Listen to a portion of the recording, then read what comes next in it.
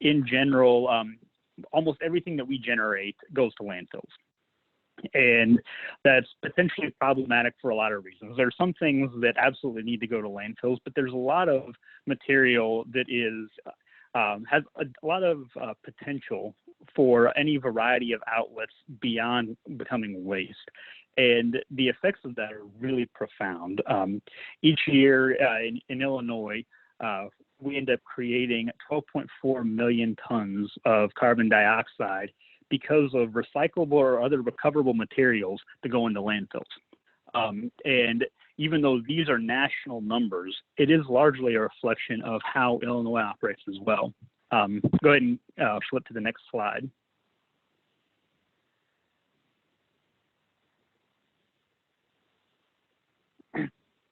So of the material that's going to landfills, at least from the municipal waste stream, as you can see from this graphic, almost everything has an alternative diversion option. Food does not necessarily have to be landfilled. Plastics, in many cases, do not as well. Glass, paperboard, rubber, textiles, there are alternative outlets for these materials. Now, some of these, as you'd expect, are more problematic than others. And so I'm not going to go through each of these to highlight what can be done differently in Illinois or how we could better operate as good stewards of the environment. But I do want to flag the biggest two, food and plastics. As you can see here, and as you probably anecdotally understand from your own life, these are the two most commonly generated items that make their way into the household waste stream. And as you'd expect, because of the volume, but then also because of some of their unique properties, they create very problematic environmental issues that we're working to address. And so because of the volume issue, I'll start with food and go ahead and flip to the next slide.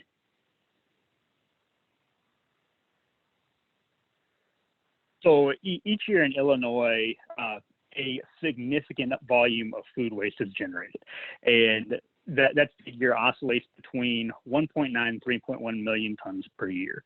To put that into perspective, over your average lifespan, Illinois residents will generate about 34,000 pounds of food waste per person based on how we behave right now. And the effect of that is really problematic. So at current generation rates, we produce, as you can see, 7.2 million tons of carbon dioxide just from the food that we throw out. To give you an equation, or to equate that to something that is universally considered problematic, that's the same amount of CO2 that's generated by roughly a third of the vehicles that go through Chicago each year.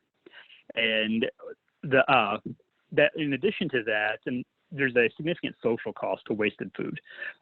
Approximately 2 million Illinois residents are food insecure, which is more than many states, including the states of Hawaii, Mexico, and prior to the last census, Arizona. And so rather than finding an appropriate way to divert the material to people who could actually use it, as a society, we behave in a way that almost encourages waste, and the effects of that are significant. And currently, we don't have the infrastructure necessarily to better source this material, but that's something that we're directed toward and something that this governor's office has put a priority on addressing. In addition to food waste, one of the areas that we see the most problems from a generation perspective are plastics. And go ahead and go to the next slide. So the problems with plastics are really well documented. Beyond just the recycling and waste concerns, mishandled plastics find their way into waterways, they kill fish, they destroy oceans, rivers, lakes, they prevent recreational use of those, and they also can get into drinking water. In Illinois, we generate approximately 2.9 million tons of plastics each year, and that's just the material that ends up going to landfills. So the true generation figure is far higher. The reason that as a state, we don't have, at least the IEPA doesn't have good data on that, is because recycling is not regulated at the state level. So if you only parse out the amount of plastics that go to landfills, we end up generating 500,000 cubic yards a year of carbon dioxide. In addition to that, by sending these material to landfills, we're undercutting the economic benefits of recycling. Based on data that's supplied by US EPA, there is as much as $360 million per year in wages that are being left on the table that would otherwise be sent or could be diverted towards people who are working as either haulers, working in recycling facilities, and then benefiting from some of the downstream effects of the enhanced circular economy. Waiting for an animation that didn't get picked up here, but go ahead and hit for that. So one of the concerns on plastics is that it takes a long time to decompose. And depending on your study, it can be anywhere from 500 to 700 years, which means that today we are closer to William Shakespeare being alive than we are the plastic bottle that you use for for water, Coke, whatever, to actually decomposing. And these are problems.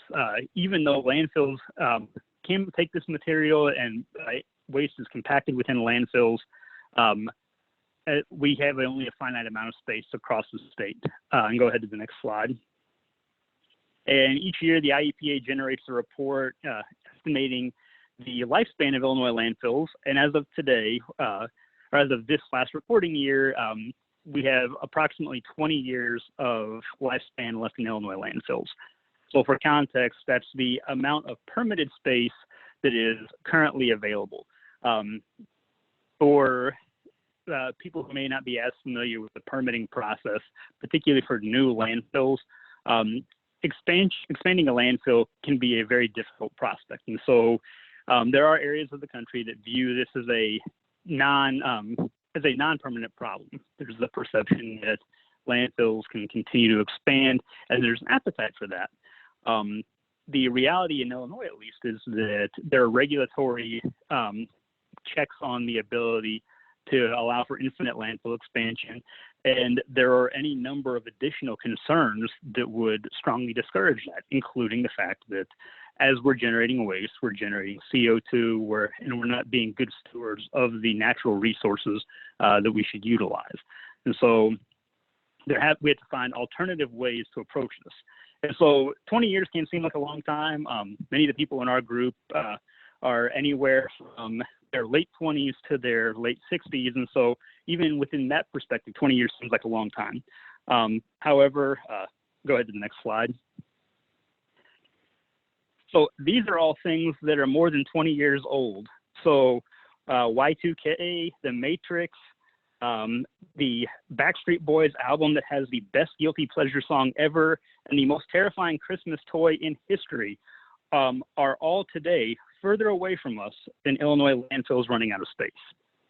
And to me, this really resonates because these are all things that I vividly remember being new.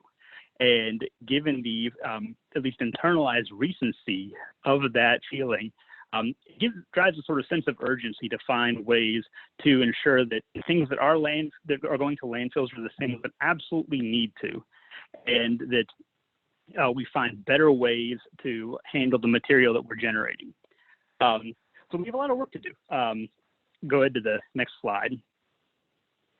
Now, Illinois is better off than many states. Most of our residents have access to recycling because of the work of any variety of outside groups, including work that IEC has done, as well as many local governments and solid waste groups in the state have championed the expansion of recycling statewide. There are a number of other jurisdictions that don't have that infrastructure. So we already have baked in a culture that at least encourages recycling. We have compost opportunities that have expanded over the past 2 decades at a higher rate than landfill expansions. And there's an increasing appetite both statewide and locally for operating diversion campaigns that encourage the minimization of landfilling of any variety of materials, including tires, used oil, electronics, again, things that people can really relate to because they're things that they come into contact with every day. So our baseline overall to have a truly circular economy is very strong in Illinois. But we have a lot of work to do. And we have a series of barriers that we need to overcome, and our group, as well as many outside groups, are partnering to take those on directly. But go to the next slide.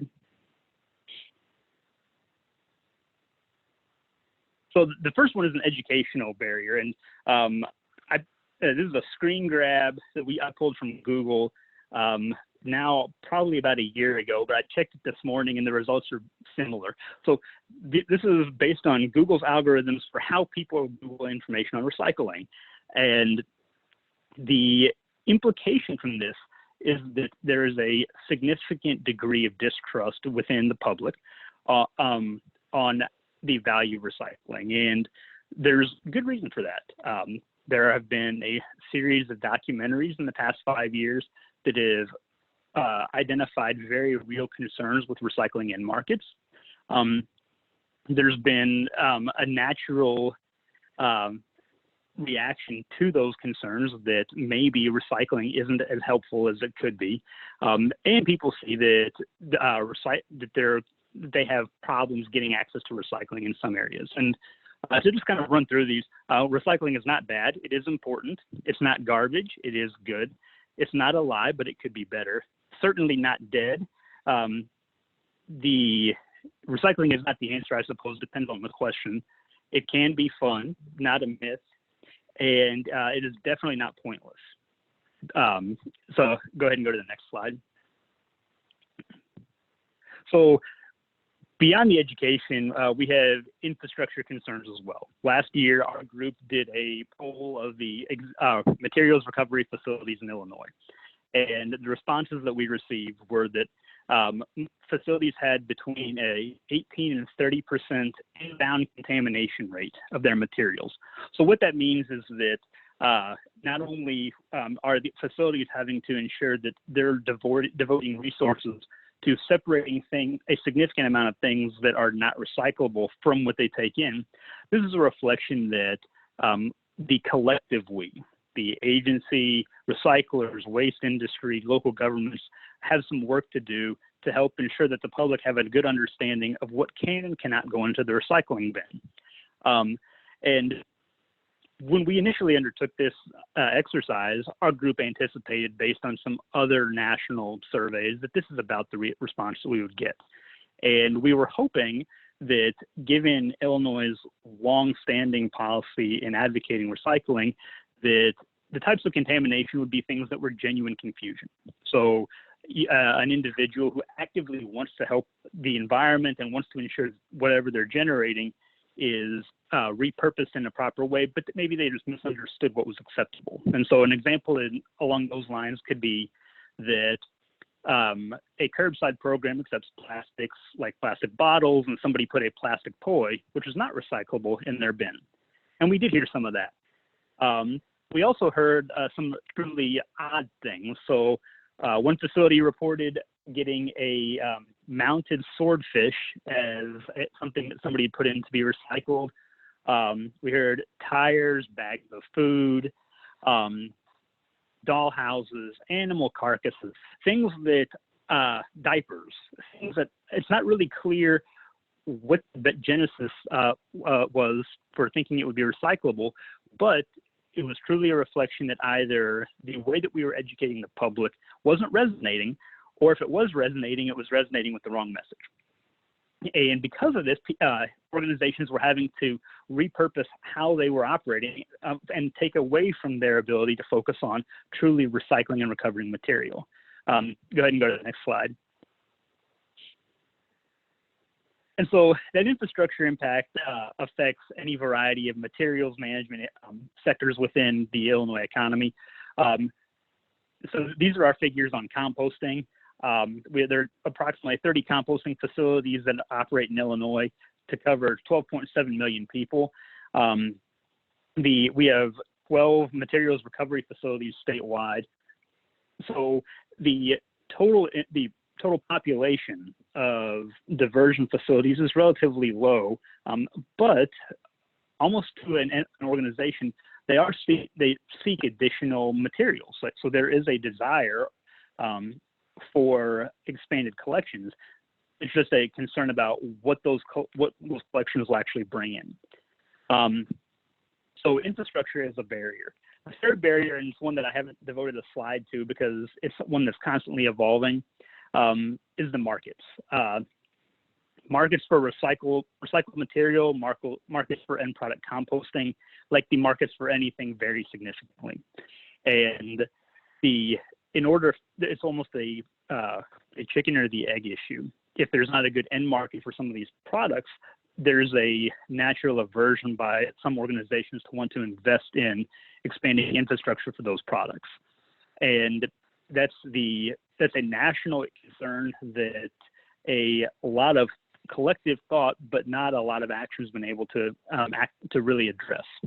And so these three items, education, infrastructure, and markets, underscore the type of work that our group is going to be focused on trying to tackle over the coming years. Go ahead and go to the next slide. So all of that information applies. It applied 2 months ago. It applied 4 weeks ago when Governor Pritzker issued his shelter-in-place order. It applies today, and it will apply when we are on the other side of the COVID-19 pandemic.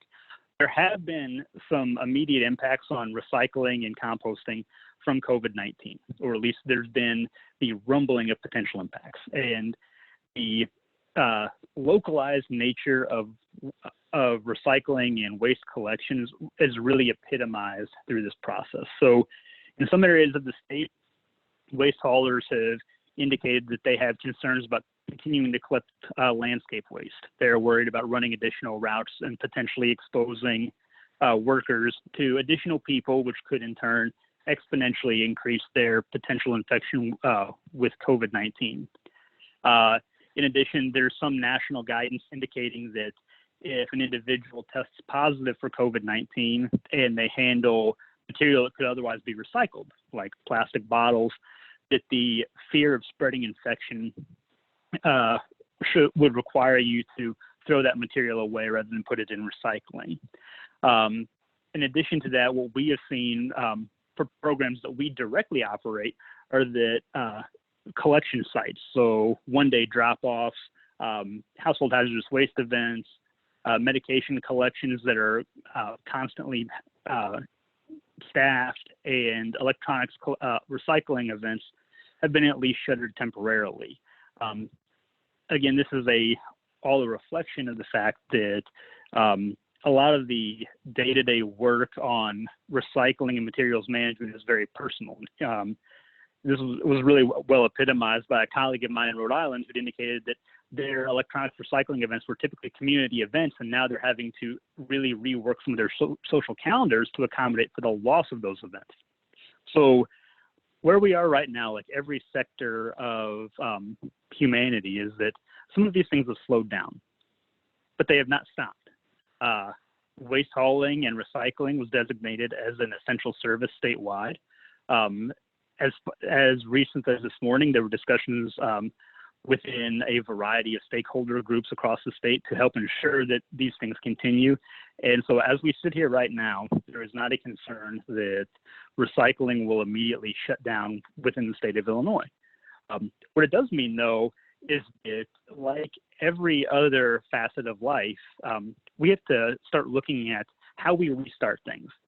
And we're very fortunate in this respect that there are a couple of initiatives that have been already ongoing statewide that really put us in an excellent position to not only restart quickly, but restart in a way that is going to be incredibly environmentally impactful, and perhaps more so than we would have been able to otherwise without this really terrible situation. So go ahead and flip to the next slide.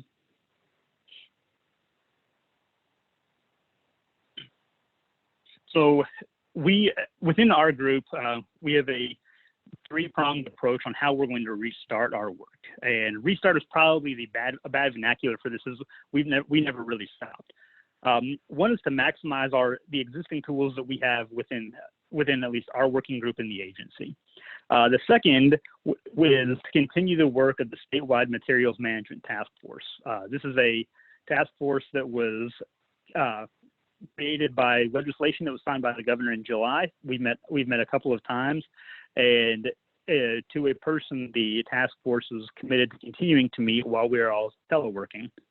And then the last is a initiative that was encouraged by the governor's office shortly after the transition, and it's the development of a 10-year organics management plan statewide. All three of these things were items that our group was very, very excited about undertaking prior to this. And given the gravity of all of the externalities right now, it's really underscored how important this work is, and if nothing else, it's further invigorated the work we're doing, as well as the work some of our stakeholders are doing. So go ahead and go to the next slide. As I said, we're continuing to work. Now, we're having to work differently right now because none of us are in an office. I am currently sitting in my bedroom. We have any number of other people in our group who are, because it's nice today, either outside or trying to otherwise shield themselves from their kids for long enough to get work done. But we're continuing to get work done. Although many of our locally supported collection events have had to be postponed from the spring, we have committed to each of the postponed organizations that we will honor the commitment we made to them for the spring, and we'll try to ensure that they either have a fall collection or a collection next spring. While out of the office, it's given us a good opportunity to really look in the mirror and how we're relaying information to the public. And so over the past 4 weeks, our team has put in a significant amount of time reworking and evaluating the content that we provide, and trying to find a way to more persuasively engage people to evaluate the material they're generating now that they're sitting at home having to look at it for 24 hours a day, and then to effectively utilize the diversion options that are available to them. We're continuing to work on our statewide grant program. 3 years ago, an executive order that the previous administration signed transferred several authorities, including the authority to issue grants to the IEPA. After a series of very long learning curves with some of the new grant authorization systems, we're in a position to be able to at least provide notices of funding opportunities to support education, infrastructure, and market development opportunities in Illinois once things return to normal. And the qualification there is just that we want to make sure that we're able to have open and honest discussions with potential applicants rather than have to worry about stumbling over some of the awkwardness of doing a lot of this remotely. But we're continuing to prepare the foundation to move forward, and we're very excited about some of the opportunities that will hopefully be available for next fiscal year. And then finally, continue to partner with stakeholders to advance some of the diversion programs. What this situation has really highlighted is how interconnected all of the relevant entities in state government, in the regulated community, and in the environmental community are. And it's highlighted how critical it is that we work together. And I've probably spent more time in the past month on conference calls discussing how we work together than I did in the previous 4 months. And while at times that's been awkward because of the nature of conference calls, it's incredibly encouraging because this will be our new baseline. So go ahead and go to the next slide.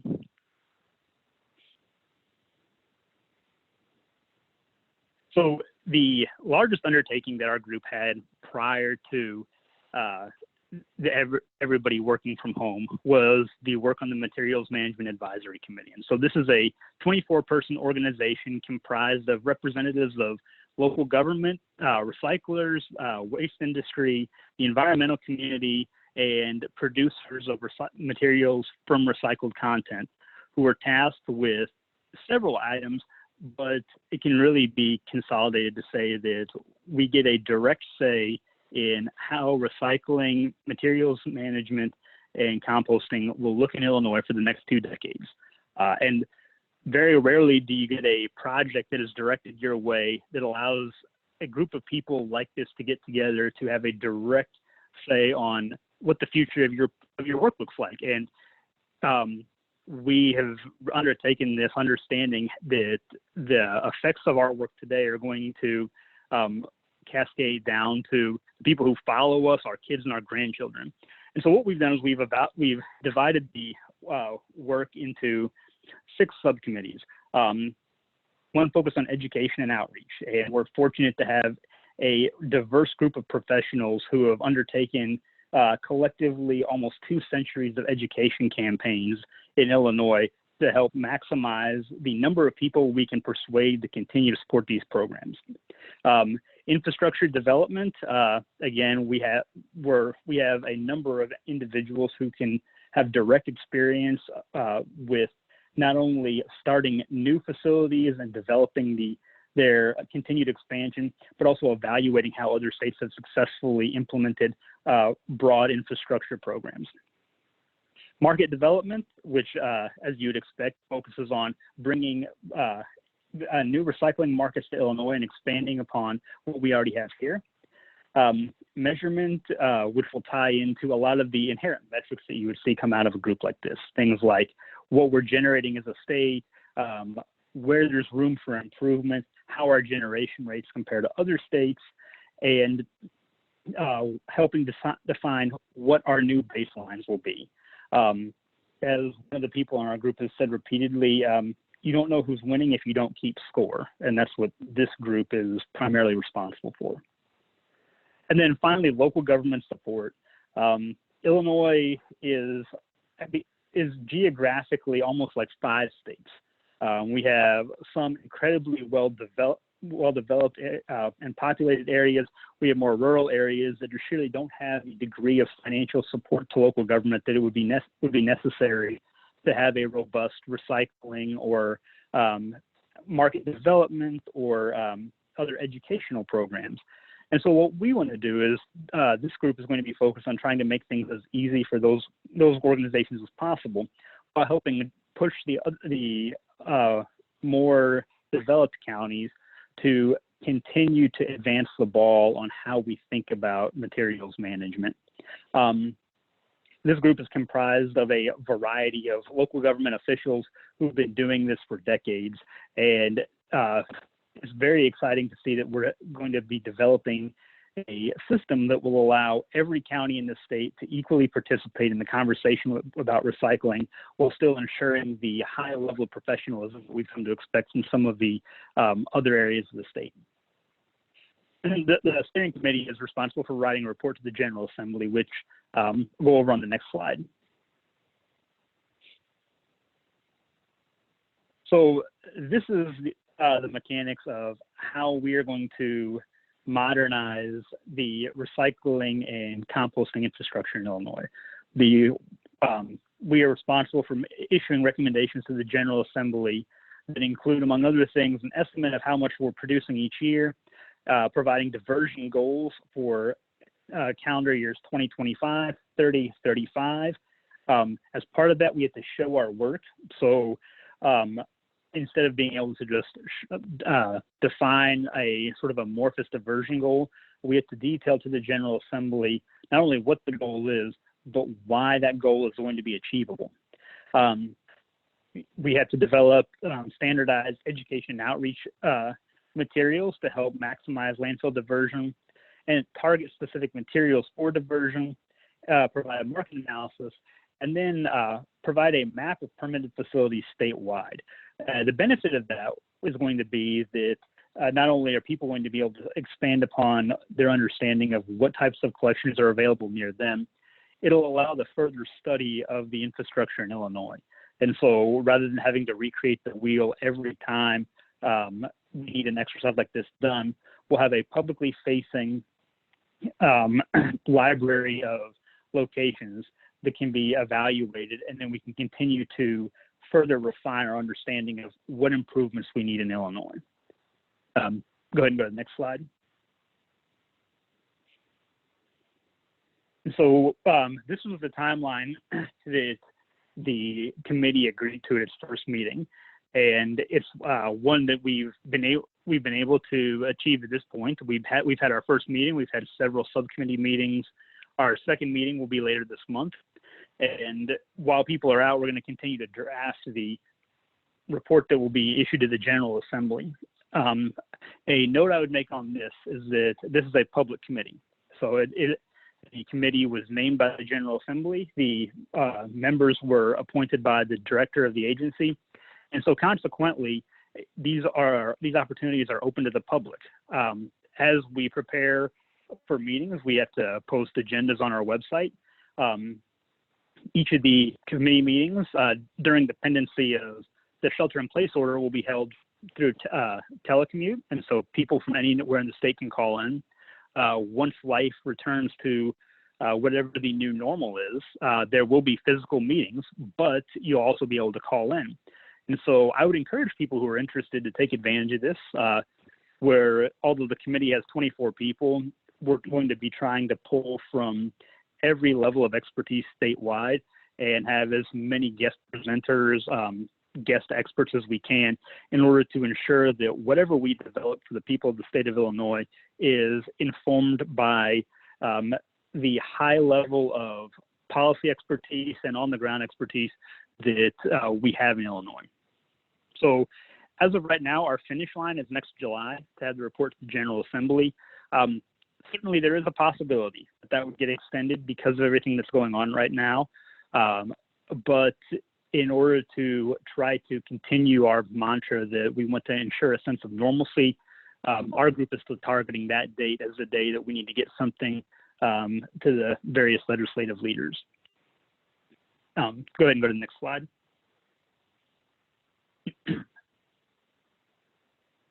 So this is the other element of outward-facing work that we've been starting to target in our group. So when Governor Pritzker took office, he had requested and ultimately issued a series of policy goals, and there were I believe 1, 4, and 10-year objectives.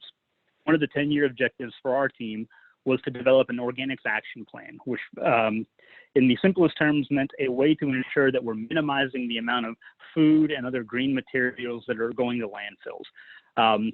While I would love to say this is a totally new idea, ultimately it's not. In many European countries that have implemented these successfully, a number of other states have also undertaken similar exercises. And so we'll be joining the group of emerging jurisdictions that are targeting one of the most problematic waste streams from a climate perspective that we generate. And so our objectives are to reduce wasted food in Illinois by 50% in 2030. And this is going to take a lot of work, but this point particularly is one on which nearly every sector that touches this agrees. Wasted food impacts people who adversely who can't actually access food. It impacts social organizations that could make use of diverted food. It impacts retailers and other larger organizations because wasted food is priced into some of their business models. And it impacts industry because ultimately some of the material that they're generating doesn't make its way to end consumers. So in one of the few areas where I've ever seen universal agreement, we got it on our primary objective. Our next point is largely an infrastructure point. We want to try to connect food waste generators with sustainable non-disposal outlets. And there was already some very promising work being undertaken prior to COVID-19 to address this. The Illinois Retail Merchants Association and some of their members had developed an app that helped connect retailers with food banks that were diverting material. We have worked with Department of Public Health and the State Board of Education on helping develop some guidance on how to divert material that the state is generating. And so this is very much a work in progress because this is not something that's been undertaken on a statewide level previously, but it's absolutely an imperative prerequisite for us to be able to meet that first goal. The final two elements are interrelated. So earlier I noted that there's an infrastructure problem in Illinois, and that is certainly evident in when it comes to wasted food. We have 30 compost facilities in the state, fewer than 6 accept food scraps, and even those have pretty significant limitations on what they can take. That is a rarity nationally. Our compost regulations have not been revisited since the mid-1990s. consequently, those are well overdue for an examination. Our group has done an evaluation and has started to do some outreach on what that rework could look like. We're very encouraged that we have an effective way to modernize that regulatory structure, and that the effect of it would be to allow individuals who may not otherwise be able to participate in larger scale composting to do so in an environmentally sound manner that is not going to be effectively cost prohibitive. So prior to all of us being out for this, our hope was that by the end of the year, we would have something to propose to the Pollution Control Board. That now looks like it would be less likely, but certainly within the next couple of years, we'll have a comprehensive rework of what it looks like to be a permanent compost facility in Illinois. And the net effect of that would be to significantly expand some of the outlets for wasted food, if that food in fact has to be wasted. Go ahead and go to the next slide.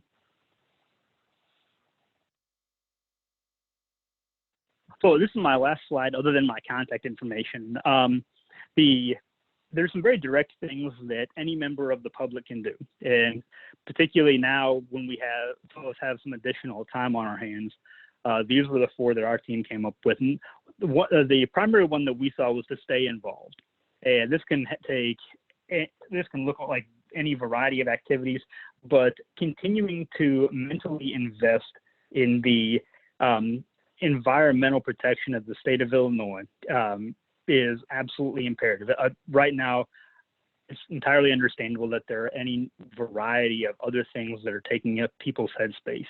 And so to the extent that you have additional emotional energy to invest, certainly do so in this, because it's a long-term investment and it's one that will pay significant dividends, particularly if we can make changes now.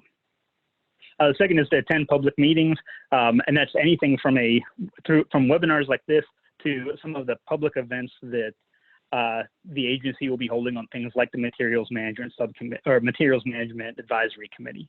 The best way to help effectuate change is to be vocal and make yourself both heard and on the record. And the arenas like that are the ones that are going to be some of the easiest to do, particularly in light of the existing circumstances. Demand services continue to be operational. So one of the best ways of describing how some of the composting and recycling efforts in Northern Illinois have been both affected and continued while people are away or at home because of coronavirus was put by Marta Keene, who works for Will County, and she said something to the effect of, "Our residents expect these services, and it will be a significant change of lifestyle to have them go away." Ingraining this type of behavior into your lifestyle and relaying the importance of it to others is going to be the best way to ensure that things continue as much as normal and expand on the previous sense of normalcy as we go through this process.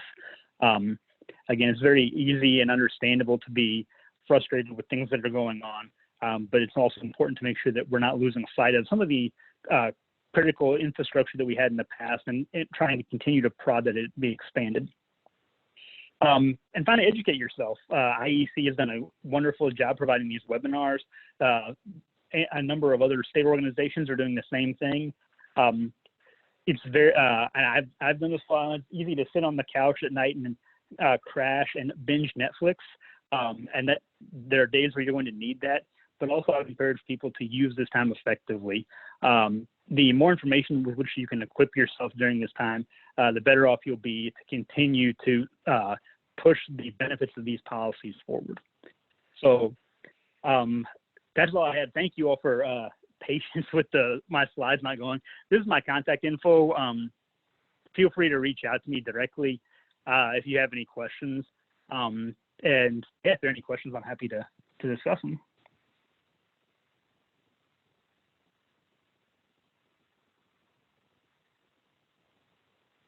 Great, thanks, James. I think we do have a few questions here in the chat, so I'll run through these, and then depending on how much time, or actually, Paloma, if you were able to get off mute, maybe you want to run through the... Yeah, sure. All right, so the first question that we had in the chat was, will there be grants for zero waste strategies and the respective programs for local governments?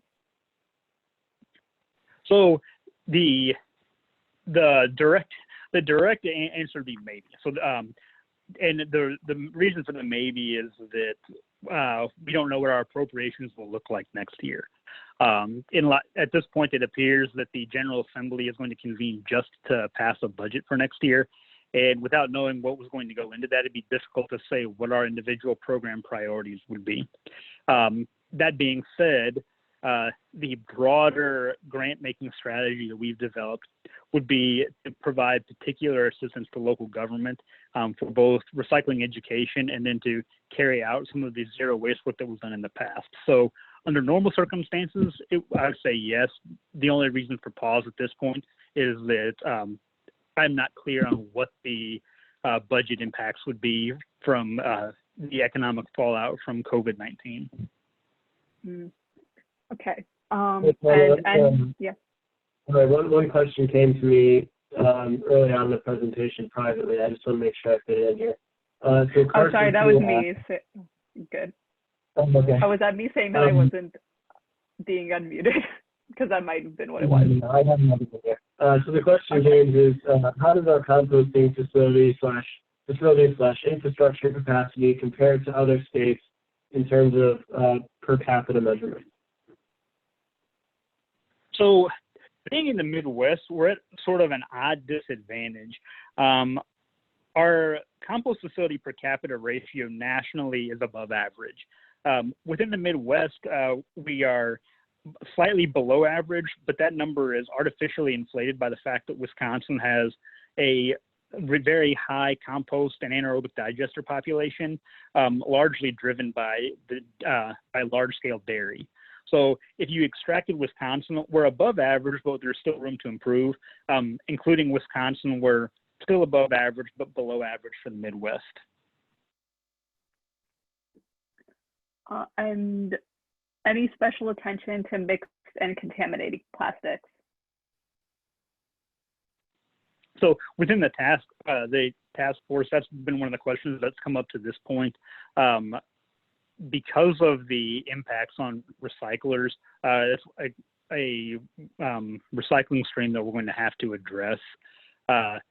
If we can develop some effective markets within Illinois, or even within, or if we can leverage markets that are in the Midwest, that could significantly help some of the pressure that recyclers currently face. So as a 24-member organization, it's hard to say whether that's going to be the priority, but it's unquestionably going to be one that's going to be addressed as part of the groups as a whole. Okay.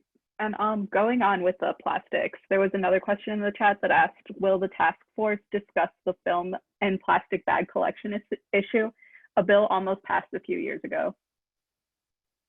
Yeah, absolutely. So between it being a significant issue of public policy interest, it's one that we get more questions on than almost any other plastics question.